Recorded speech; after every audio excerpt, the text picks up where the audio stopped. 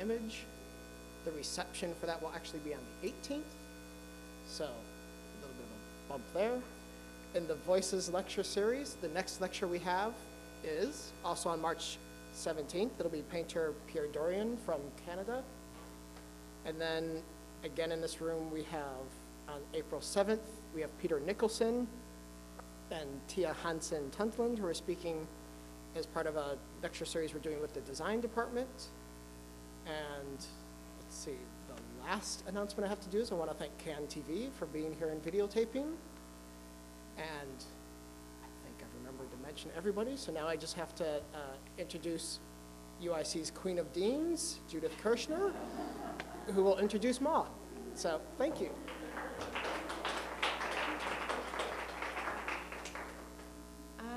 I'm so pleased to be here, but after that, I'm probably not even able to speak except for the pleasure of introducing Maud Lavin, whom many of you know is the chair of visual studies at the School of the Art Institute of Chicago, but perhaps you don't know that when she first arrived in Chicago, she blessed us with her presence and taught with us too, so that I have had the opportunity to admire her work and share a friendship. Maud has been a very prolific scholar, publishing countless essays and books. Perhaps one of the earlier works is on Hannah Hoke, the artist whose Weimar-era photo collages have been so influential to generations of artists from every country. Maud Lavin's work, I think, can be characterized as art history, but embraces a wide range of social and cultural and political issues as well. She writes like a dream, as some of you know, incorporating biographical material as well as a very fine analytic approach to the study of visual arts and culture. Maud's work has been the recipient of an NEA, National Endowment of the Arts grant, as well as a Guggenheim Fellowship. She's also been important in bringing to the forefront work in graphic design and its role in the public sphere in a book called Clean New World, Culture, Politics, and Graphic Design. And more recently, Maud Lavin has co-authored The Oldest We've Ever Been, 7 True Stories of Midlife Transitions.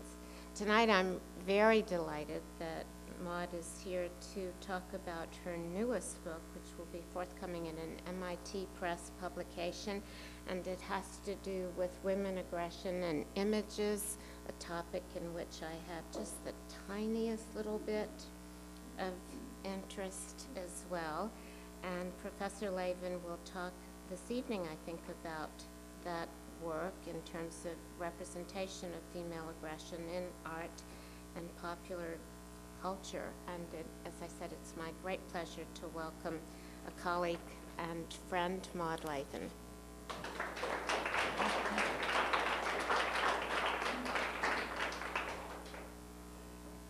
Thank you, Judith. Can everybody hear me fine?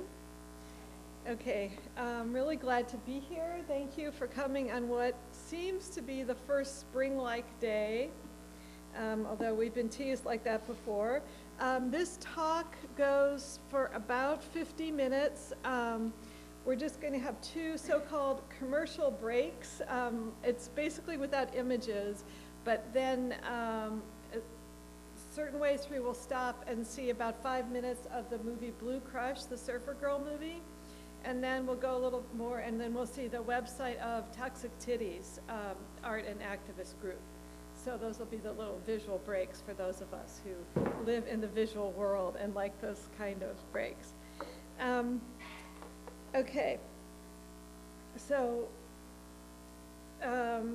yeah, and like Judith said, I am working on this book. I've drafted the whole book now for MIT, and it is on new images of aggressive women, art and mass culture, and I've got a lot of polishing to do. It's really interesting stuff, and I would love to hear from you afterwards. I mean, it's always really fun to do Q&A after a talk, but I would, doubly love it this time, because I'm right at that point where, I'm kneading and shaping the material and really bringing it up to publishing form. So thank you in advance for any feedback. Okay. Aggression rolls through the body and the psyche. In the wonderful, terrible realms of women's aggression, it exists as an unconscious drive, consciously felt emotions, and/or forceful corporeal actions. We can express it in various mixtures as a key ingredient of anger, of determination, of movement forward, of space clearing, of lust, of harm, of survival, of creation. We can enjoy it. Or we can be afraid not only of aggression expressed toward us, but of our own aggression. It can also stir hope, defensiveness, offensiveness, confusion, motivation. Aggression in women's lives is necessary, large, messy, psychological, and physical. Historically, in the U.S., social codes and norms have functioned to repress women's aggression. Women acting aggressive has been frowned upon as inappropriate behavior or branded as low class or demoted as part of racism in its association with darker skinned women. It's a really fine series of codes, a lot of them disapproving. In the U.S. mass media, women's exercise of aggression has at times been represented as a punishable offense. However, in U.S. culture today, there has been a large shift visible in the representation of women's aggression since the 80s and 90s, 1980s and 90s. In selected cultural arenas, feminine aggression is now celebrated. This is a big, big change. In cultural manifestations ranging from indie girl rock to consumerist Spice Girl culture, from video game action heroines to mainstream sports movies, from street activism to national political figures, there exists for the first time in the nation's history, albeit unevenly, a growing, heavily viewed archive of positive representations of aggressive women. So you could think of isolated examples before, but now there's this whole wave, Lara Croft Tomb Raider and everything, and suddenly it's okay, and the aggressive woman does not get punished at the end of the Hollywood movie, and so forth. So now the questions are, how are those cultural representations evolving? How can we add to and form them to embrace the widest spectrum of aggression? And how does and could this archive impact women's lives? Traditionally, definitions of aggression tended to be simply restricted to understanding it as harm to another. But my rethinking explodes and expands the definition of aggression. As a drive expressed emotionally and/or as a key element of action, I define aggression as the use of force to create change. And there have been some other writers, along this line. I mean, Winnicott, D.W. Winnicott, for example, the psychoanalyst, says that basically every action contains some aggression. So I would be more aligned with that kind of thinking. It exists internally within an individual in the interactions between individuals and in the dynamics of a group and its relationship to other groups. As political philosopher Chantal Mouffe has argued, aggression is necessary for radical democracy and the exercise of dissent. Within an individual at a moment of aggressive action, we can consider that the drives, the emotions, and the actions, they all interconnect, right? We can question then the complex potential impact on and conscious use by a subject of cultural representations of aggression. So it's very complicated. Viewed historically and culturally, with culture seen as the enforcer of accepted norms and the hopeful arena of change and the facilitator of a series of mobile subject identifications, we can see that the disallowing or denigrating of women's aggression could be dangerously disempowering. I mean, to put it simply, you have this tradition where it's frowned upon for women to act aggressive. You need some changes in the culture to start opening that up, and then how they reverberate in individual lives, that's really complicated. By extension, we can also be wary of the repression of aggression in any societal subgroup. The pushy Jew, the angry black man, these stereotypes have been loaded over time with negative connotations and are still today used against subjects trying to express themselves with necessary aggression. So it's a power thing, right? When you see a group in a society that's sort of not allowed to be aggressive, that group, it's a disempowering kind of move. Feminine aggression is only one of a series of semi-fluid positions. It's the one under discussion in my study because its historical repression now appears to be changing. The new feminine aggression, too, becomes a useful model for considering other evolving identifications and the intersections between them. We've seen and heard the repressive commands and results again and again. Eat your words, keep a lid on it, turn the other cheek, lower your voice, demur. Or with that repression and the resulting interiorized aggression, we've experienced the nauseating drip, drip, drip of passive-aggressive behavior. Malign, disapprove, withhold, dampen, poison. Alternatively, cultural representations of feminine aggression can be complex and messy signs of hope, and themselves keep inspired the friction so key to collective and individual action. Here I want to be clear about the great expanse of the red carpet I'm laying down for aggression. I argue that aggression, while at times manifesting as hate or a desire for destructiveness, is not limited to those emotions. It also works with a widely operative libidinal thrust to fuel lust of all kinds. Kicking goals, grabbing the brass ring, taking a bite out of an apple, shooting hoops, coming. And it works interpersonally to define boundaries, which in turn are indispensable for coexistence, debate, co-working, love, friendship, etc. Like bumper cars crashing or gentler forms of friction, interpersonal aggression, ideally short of harm and outlawing, and short of harm and violence, keeps spatial boundaries and social flow alive. Aggression, though, once unleashed in a social sphere, is hard to channel. Think of very young brothers and sisters roughhousing, the play, the eroticism, the violence of it, all potential at any minute.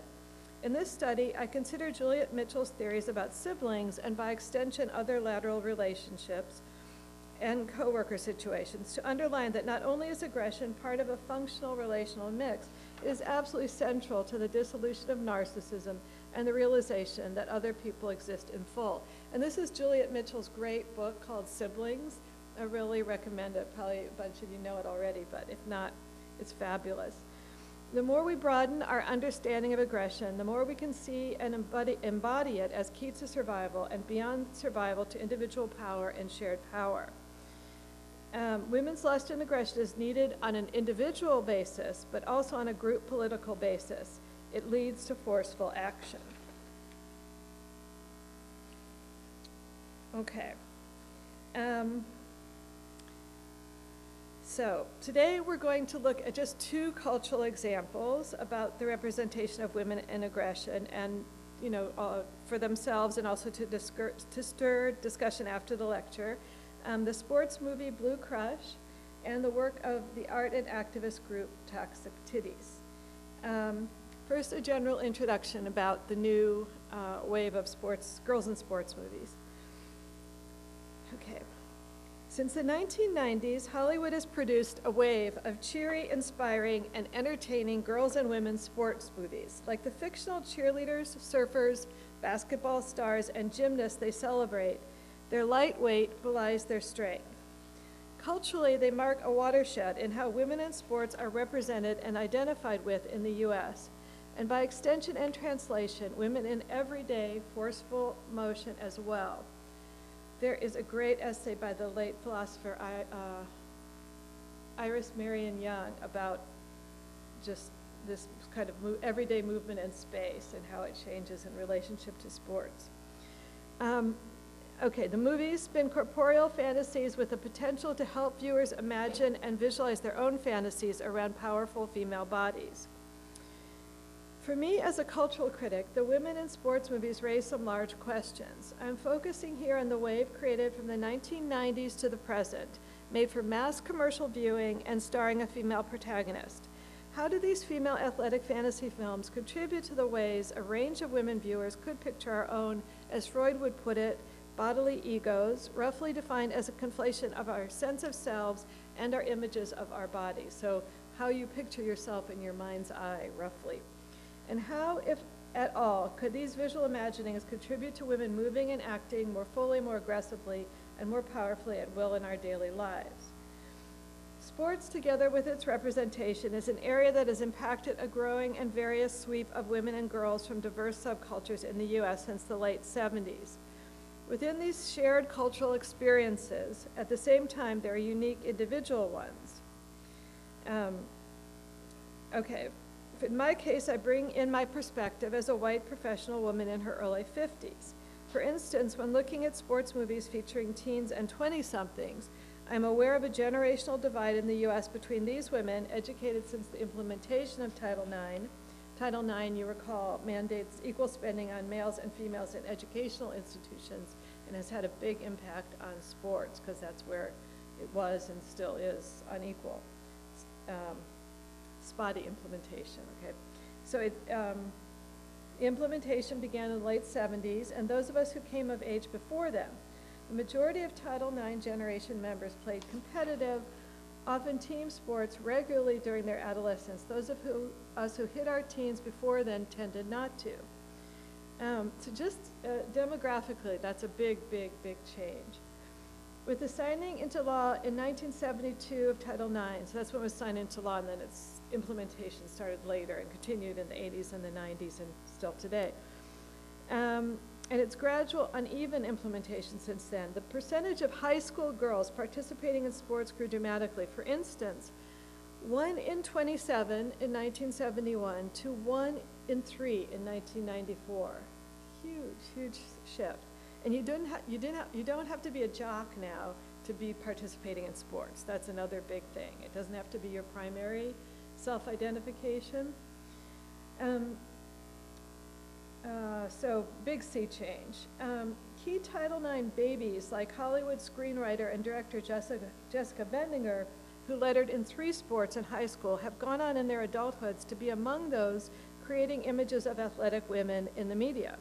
In Bendinger's case, she's written the cheerleading cult film Bring It On, which came out in 2000. Has anybody seen Bring It On? Yes, okay. And written and directed the gymnast movie Stick It, released in 2006. Title IX is not the only factor influencing the production of sports movies starring girls and women.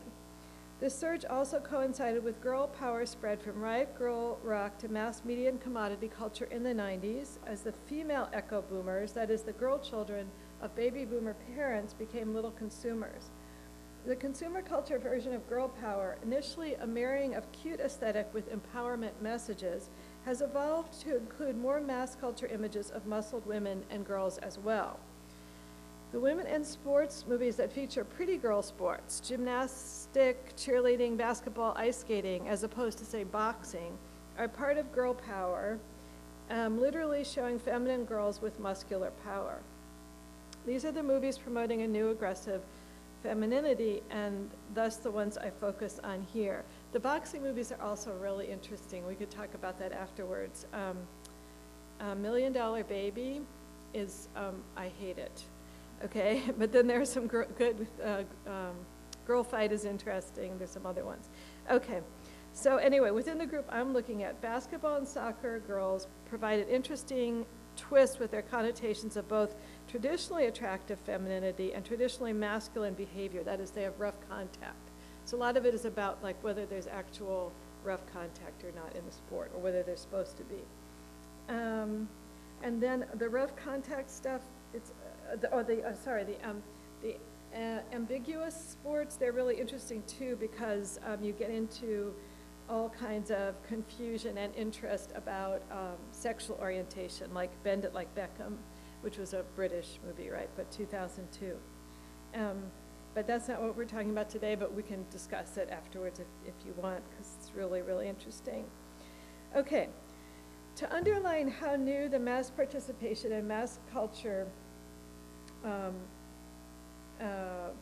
phenomena are around women in sports, consider sports clothes industry. Since the 1970s, there has been growing corporate investment in manufacturing clothes and equipment for women. Astonishingly, the jog bra or sports bra was invented as late as 1977, and it wasn't until the late 1980s that athletic shoes for women were mass produced. I find that really surprising. And then, of course, advertising has grown hand in hand with that manufacturing. But no matter how glorified the athletic female body has been in advertisements and other forms of culture since the 1990s, the exercise of aggression, including the physical joys and power of using one's body aggressively in daily life, is still partially closed to women acting within mainstream U.S. cultural norms. And as Dana Jack and other psychologists have reported, women's aggression still tends to be aimed primarily inward, making women prone to depression and eating disorders. So it's a time of change, but like any big time of change, it's very, very uneven, right? There are the representations and the theories, and there's actual experience, and there's experience that differs vastly depending on one's social situation. Okay, the feminist implications about redirecting fantasies and actions concerned with the implementation of feminine aggression away from self-hurting and toward a complex of outside foci are strong. By feminist, I mean a combination of concerns from the second wave, specifically the emphasis on activism and righting of power relationships and access to material goods and services, and those from the third wave, particularly the focus on race and differentiation, a broad array of cultural choices, including, but not at all limited to, a participation in female athleticism. This is a combination that resonates for me in terms of political power and change, cultural pleasure and meaning, and my own needs. That's another whole big discussion about the concurrence of second and third wave feminism and what a rich mix that is. Okay, and then my thesis with the movies in general, we're just going to look at one, is that the movie's evocation of sibling aggression is one area where a socially condoned, outward thrusting kind of aggression from childhood can be renewed and are built on for teenage girls and adult women. So I'm staying away from the simple kind of mirroring theory that has been so kind of dismissed well by the images of violence discourse. I mean, that is, I'm not saying that someone just looks at a picture of athleticism and then becomes more athletic, okay? So not that simple mirroring, but the sibling thing was so interesting to get into because there's this kind of intense emotional pull with a lot of the movies that goes way beyond the sort of candy-coated, kind of demeanor of the whole thing. And also, these movies, it should be said too, they're TNA movies. Okay, they're like a lot of the emphasis on the body is just kind of very, very softcore porn. So I'm not against that or anything. I'm just noting it. But I'm asking specifically for the female viewer when these movies are impactful. Why is that? And I'm looking at some of the sibling stuff. Okay, so let's jump into Blue Crush. Okay, Surfer Girl movie, well, not yet. We'll look at it in a little bit. I want to introduce it. Surfer Girl movie Blue Crush 2002, directed by John Stockwell, script by Lizzie Weiss and Stockwell, is full of sibling-like aggression and is worth considering for the ways these issues intersect with those of sex, love, and death, and the representation of a body ego as it grows stronger. It opens with flashbacks of the main protagonist, Anne-Marie, who's played by Kate Boswick, her childhood surfing, a joyous wunderkind performance, interspersed with images of her more recent near-drowning experience when she hit her head deep underwater on a rock after wiping out surfing. Together, they represent a desire to reclaim a different kind of childhood aggression than that exercised freely in sibling play. This desire has to do with the liberating aggression expressed in fighting off fear and felt strongly when experiencing one's own talent and exuberance in athleticism as a child. Aggression in surfing trumps fears of nature and of mortality. We then see her in the present. She seems to be in her early 20s, working out on the beach, and we viewers understand in the tradition of guy sports movies that she's striving for some kind of physical and mental comeback. We're quickly informed that it's only 7 days before the all-important and dangerous Pipe Masters competition. We next see Anne-Marie perform the role of older sister as she wakes her friends, Eden, who's played by Michelle Rodriguez, Lena Sano Lake, and her younger sister, Penny Mika Borum, where they all live together without parents in a romanticized Hawaiian rambling shack of a house on the beach. The emphasis in Blue Crush is on sister-to-sister relationships, even more than other kind of sibling connections, although those are present too. With the same gender focus, homoeroticism is spotlit and the closeness of self to other is intensified. In Blue Crush 2, Anne Marie's role as older sister pops her in and out of a maternal function. She thrives, though, when not taking care of others and instead staying as sister, not as mother. As sister, she participates in the group camaraderie and has space to, or takes it, to embrace her own fears and triumphs individually.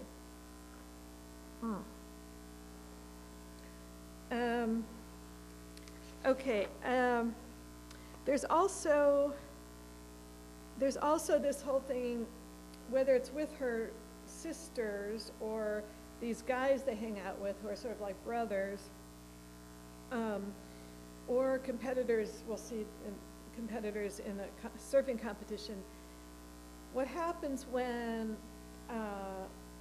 some surfers egg on another surfer to go out and try big waves, right? It's this weird combination of support and, wishing them dead, basically. I mean, it's sort of hard to tell, like when they tell them to go for it. It has a lot of that love and hate mixed together, like in sibling relationships. And the movie, you'll see, is just incredibly well shot. It's shot in the waves in Hawaii. And so the mortality thing, even though it's a light movie, the mortality thing is, it is convincing. And they have some sort of documentary footage, like if people wiped out while they were shooting or hit their heads or something, they included that in the movie. Okay. So you're going to see a clip now, about 5 minutes, and this is Anne Marie is competing with Keala Kennelly, who is a real champion surfer. And there's a lot of really interesting stuff about that too, in this sports movie and others. But okay, so let's watch just like 5 minutes of these two competing.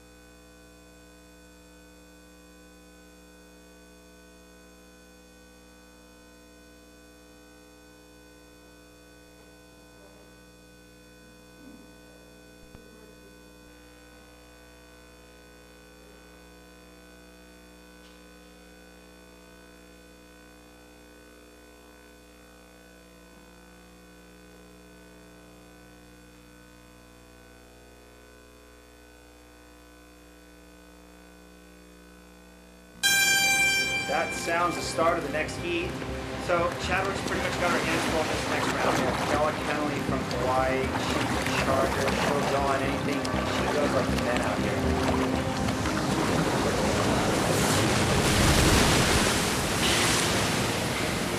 There's a bit of a paddle battle going on out there. Looks like Chadwick and Kennelly are just paddling for the peak.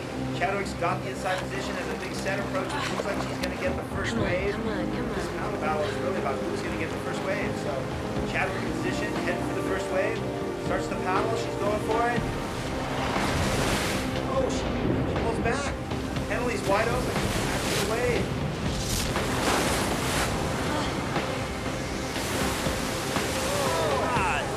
Time again, man.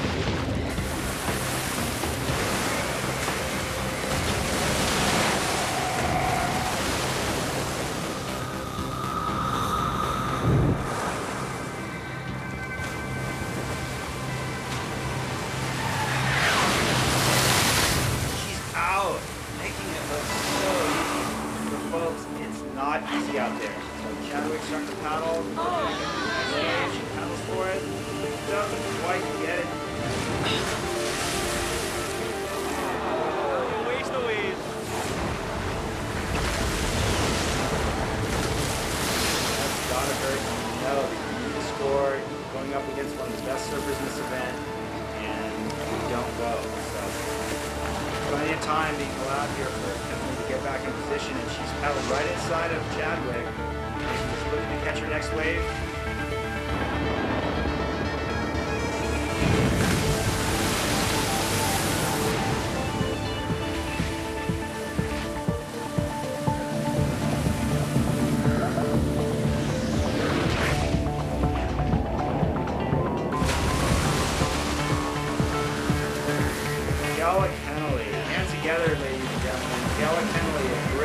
Right out here at the pipeline. Gallus pretty much got sacked. She goes like the men out here.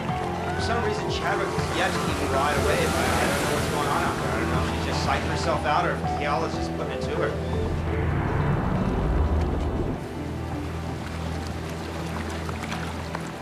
What are you doing? What? You gonna take a wave or you just gonna sit there like a buoy? Look, you're never gonna catch a wave sitting all the way over here in the channel. Why don't you follow over the peak, actually get you into one, give the crowd something to cheer about. Let's get you a wave. Come on. All right, follow me into the lineup, and I'm gonna tell you to go on a wave. And when I tell you to go, you gotta go. You gotta paddle your little heart out. You can't hesitate. You can't pull back. You can't hold back. No fear, all right? Because if you hold back for a second, you're gonna eat shit. So come on, follow me.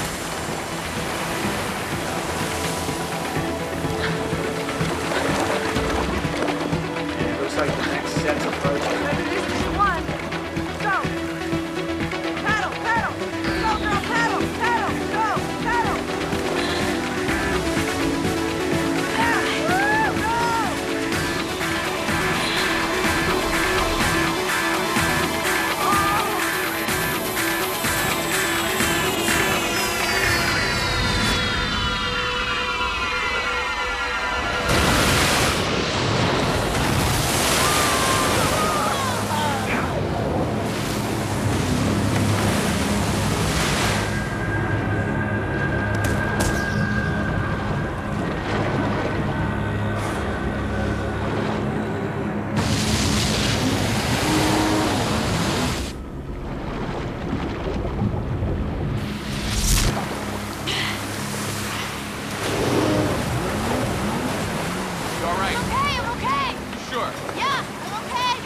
back out there then.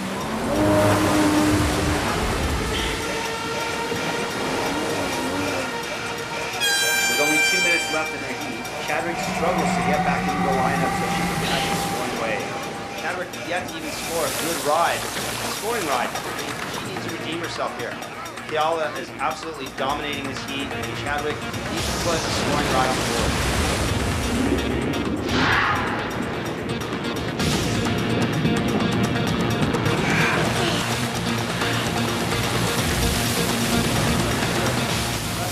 Ouch.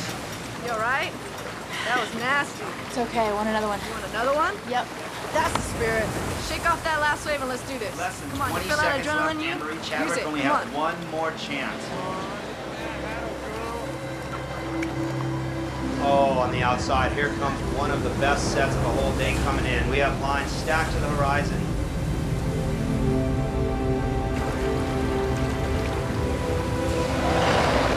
Here comes set. This is the one. This is the one right here. All right, come on. Go. Come on, go, go. Chadwick's on perfect position. Paddle hard. Paddle hard. Yes, this is yours. Go, go.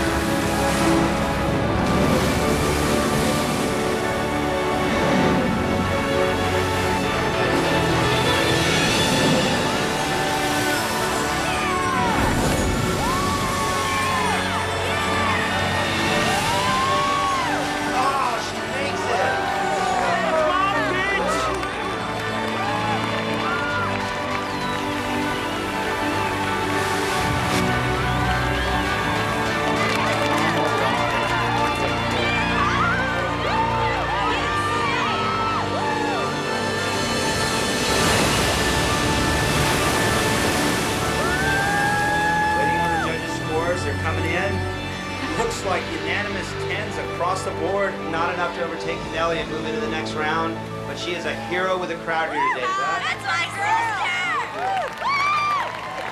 My sister! Words don't explain.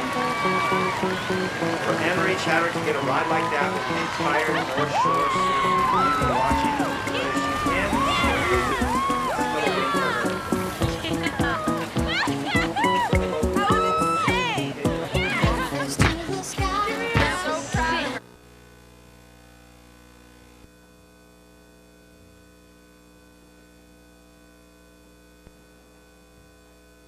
And I just need the lights back on. Thanks. Okay, and then see, or like earlier in the movie, she had huge fights with the little sister. She had huge fights with Michelle Rodriguez, and now they're all, you know, they're all lovey-dovey. Okay.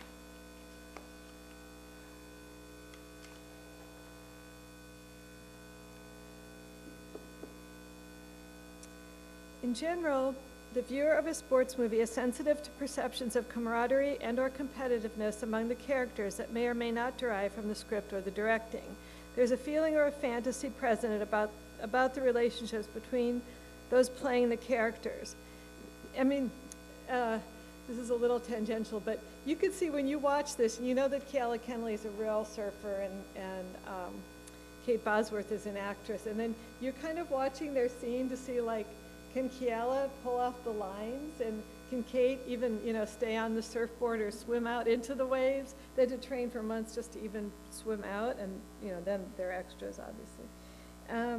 And then how might they relate, and it's even more complicated in, like, the gymnastics movie, where they spend a lot of time together. No matter who the protagonists are, what their star power might be, these sports movies are ensemble pieces about teamwork or group competitions, and the viewer watches for the unscripted ensemble dynamics. Surfing, of course, isn't a team sport, but Anne-Marie's training for the big competition is seen throughout Blue Crush as a team effort, including Eden and Lena. Different female viewers will bring different context into their movie watching, experiences with sports teams, this in turn often hinging on whether a viewer attended high school before or after the passage of Title IX, with friendship groups and or with siblings. Accordingly, a range of reactions may come from viewing the movie athletes practice cooperation mixed with aggression among the teams.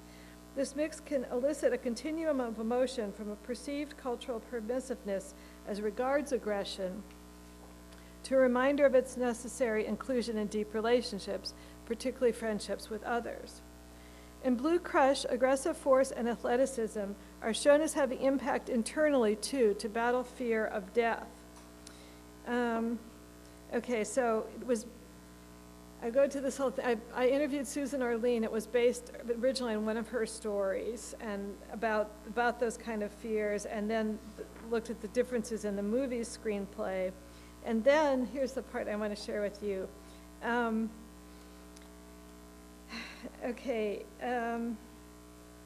So it is worth quoting writer and surfer Bruce Jenkins at length as he reports on the relationship between the movie and the surfing reality it's kin to. Quote, "The dilemma for Bosworth's character is the massive leap from accomplished Hawaiian surfer to pipeline surfer." We just saw Pipeline, right? This is a remarkably accurate barometer of the real world, for as we speak, this was written in 2002, no woman has made that transition. Not that Rochelle Ballard, Kiala Kennelly, Kate Scarrett, and a few others couldn't handle it.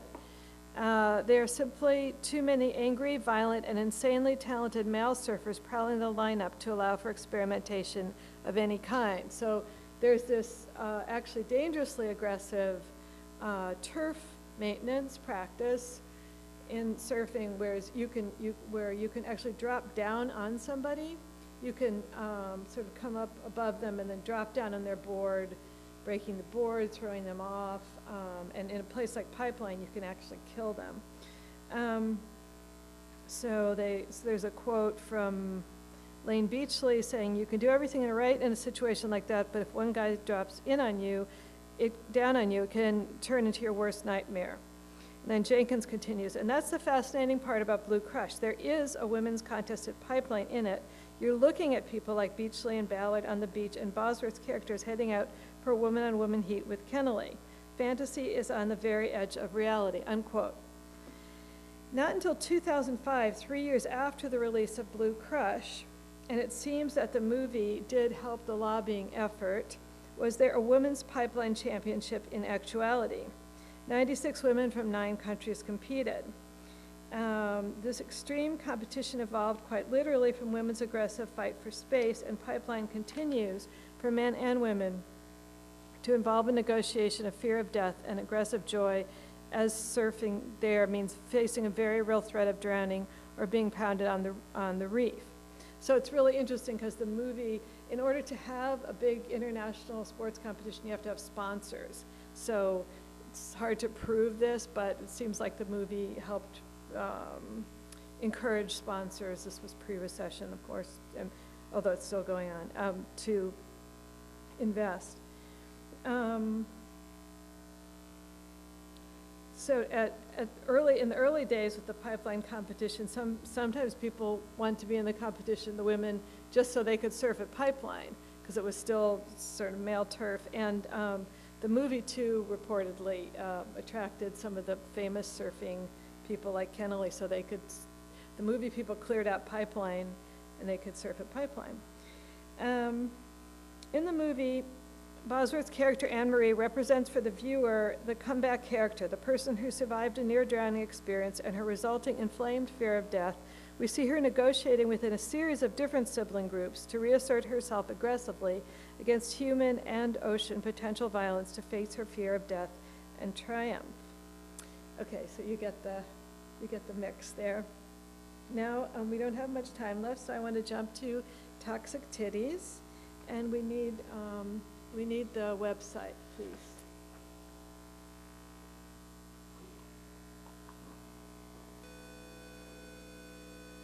But I need to keep the light on, lecture light on at the same time. Okay, while that's being set up, I'll just go ahead. Okay, so Toxic Titties is a real group, a real art activist group. Not a movie. It's from representation to experience, quite a leap. In a different yet related way, though, I found Juliet Mitchell's psychoanalytic exploration of sibling and lateral relationships to be useful in examining the productive aggression within activist art groups. So the whole book is not about sibling stuff, but I'm giving you sort of bookends of 2 sibling explorations. Julia Steinmetz of the collaborative Toxic Titties, 2000 to the present, says of her co-artists, "They're the only people I've said fuck you to, and we still love each other." Okay, and this is, actually, we don't need to go to the, all right, we can just stay there. This is an image from their, if you want to look at their website, it's toxictitties.com. This is one of their art performance activist events called Toxic Troopers. Okay. So the core members of Toxic Titties are Julia Steinmetz, Heather Casillas, and Clover Leary. They began working together in 2000 when they were graduate students at CalArts.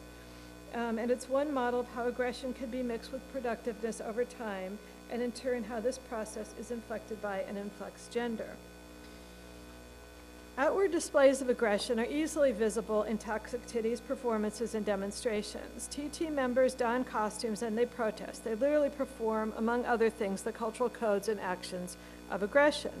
For example, in their only semi-ironic guise of Toxic Troopers, they perform pseudo-military and policing actions against discrimination and describe themselves as an elite military, exhorting viewers to, quote, join us or move aside, but do not stand in our way. Unquote. They tap aggression in themselves and their audience on a conscious emotional level. But unlike groups which elicit overtly the trauma, fear, anger nexus of affect, certain historically effective queer-based groups such as ACT UP being key examples, TT employs humor for entries into aggression, not necessarily trauma-based.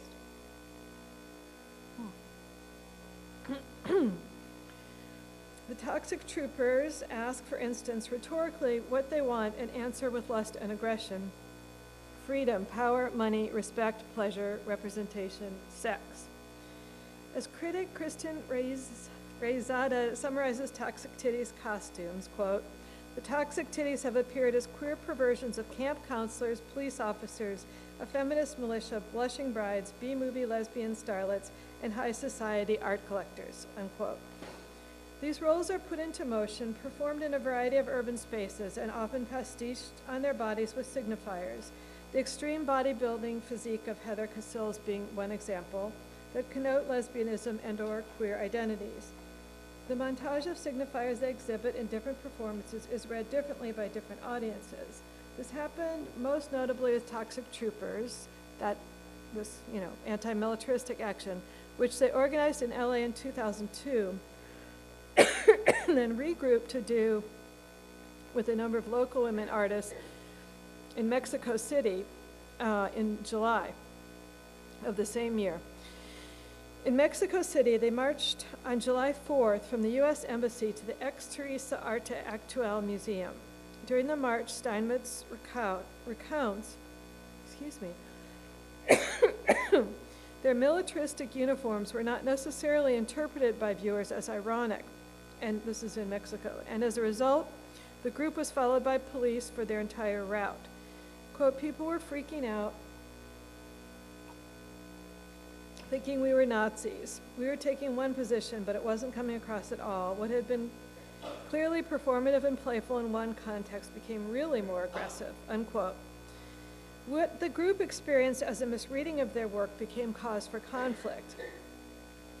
"We had a fight after that one. Whose fault is it that this didn't turn out?" Unquote. I asked whether there had been a constructive outcome to the fight, and Steinmetz replied, eventually yes, that it had laid the groundwork for more necessary acceptances of differences in the future.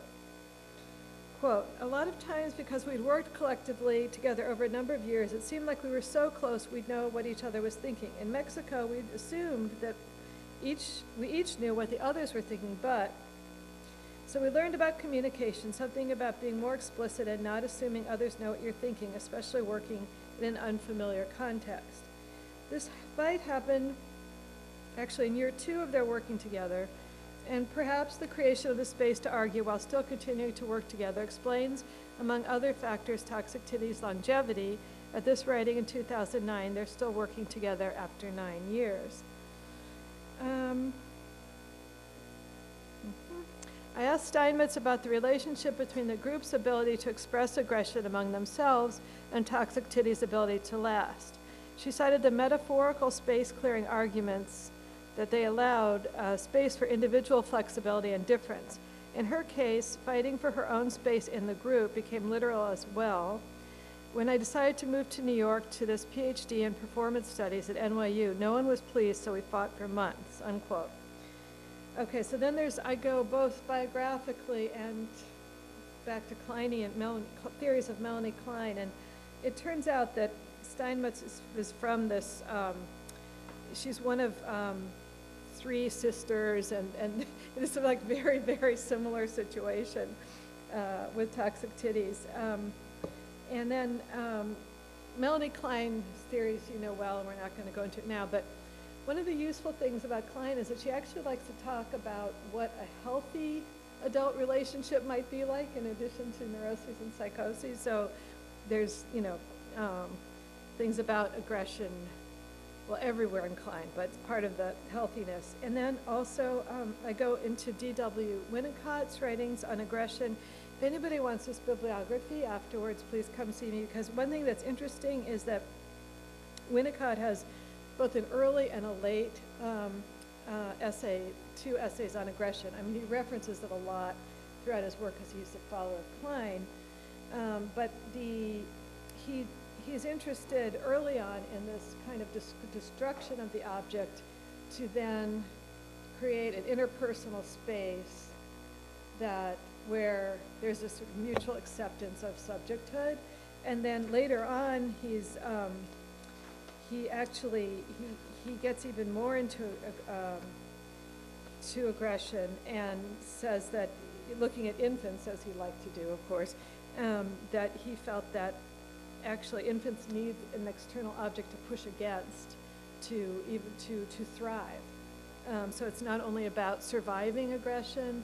clearing space, but it's actually about sort of the enhancing of life through aggression. So I'd be glad to share that bibliography if anybody wants it. I'm going to draw to a conclusion now because I have the attention span of a flea, so I never go past an hour because I figure that my audience also has a limit. Okay, so let's just jump to the conclusion, then we can discuss. The idea of aggression as a necessity in productive group dynamics would apply to workplaces too, but unlike workplaces where we often don't get to choose our coworkers, members of these art activist groups choose to work together. So I get into a bunch, and Toxic Titties is just one. Thinking specifically about gender, this argument of necessary aggression nicely pops the pink bubble of the 60s myth of sisterhood as unified and harmonious. Though a lot of these groups started out with that myth, like we're all one, we're all best friends, and then complexity ensues. It underlines instead what many third-wave feminists and second-wavers concurrently too are advocating, that is for feminism that not only respects differences between women, but views them as a necessity for social change, radical democracy, and creative production. Okay, thank you. And do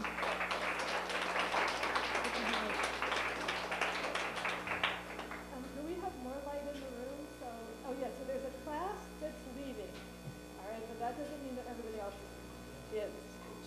They're going back to class, but be great if we had even like 5 minutes of discussion.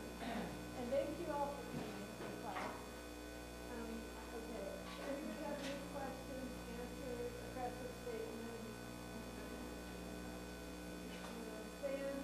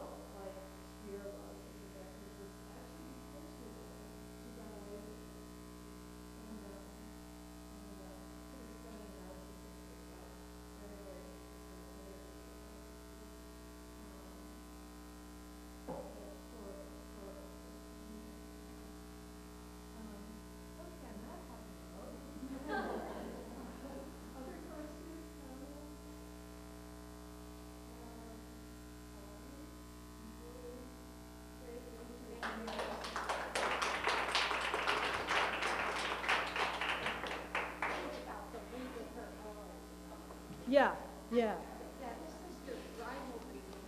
Yeah, that's right. League of Her Own is a good precursor. It comes right before, I don't have the date memorized, but it's right before, it's like maybe 80